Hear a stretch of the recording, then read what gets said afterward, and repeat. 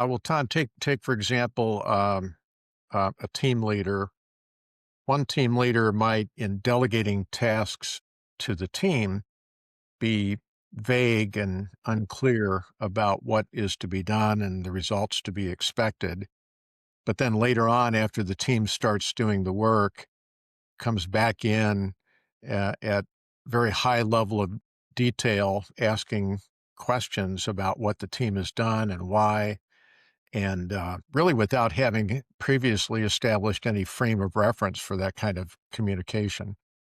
So the team members in that situation are going to feel frustrated in their efforts. They're not really going to be trusting the leader because they've gotten very little guidance when they needed it. But at a time when they don't feel they needed it, they're getting interference with the work that they're trying to carry out. On the other hand, you would have a team leader whose core value, maybe one core value might be empowerment of others, and who takes time before assigning any task to a team to be very clear about the boundaries of the work and the expected results, time frame, any other questions that a team member might logically have, and then basically turns them loose to do the work, maybe with limited check-ins or coming back at the end and just ensuring that the main aspects of that delegation had been effectively carried out. Then you've got a team that basically feels more confident in their own ability to do the task.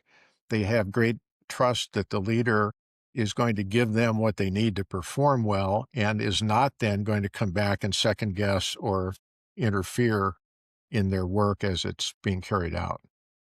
Two very different ways of accomplishing an important management task, which is delegation to others. And that speaks highly of this character issue that we talk about in the access model. Trust alone isn't built strictly on character. There's a certain need for competence. Why does the competence without that character eventually fail leaders? Well, it really does come back to trust, which I mentioned in the previous example, that competence alone does not build trust, and trust is the leader's most essential aspect.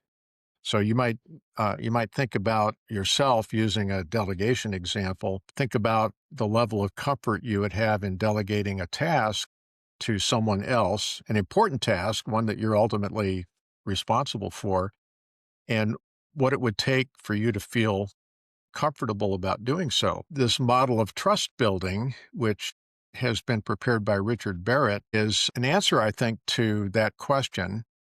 It shows both competence, that is your capability to do something, as well as your proven track record of results, as only half of the trust picture.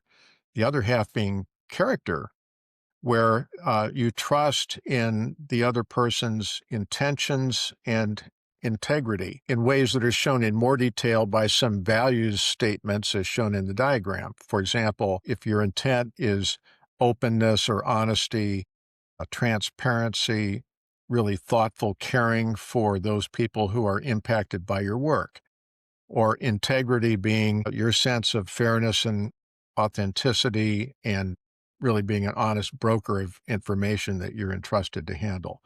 Without those character aspects, competency doesn't go far enough in terms of building trust. And you can turn that around and say, well, your comfort in delegating to others would depend on what's shown in this model. It works the other way too for you as a leader and for others who are looking at you.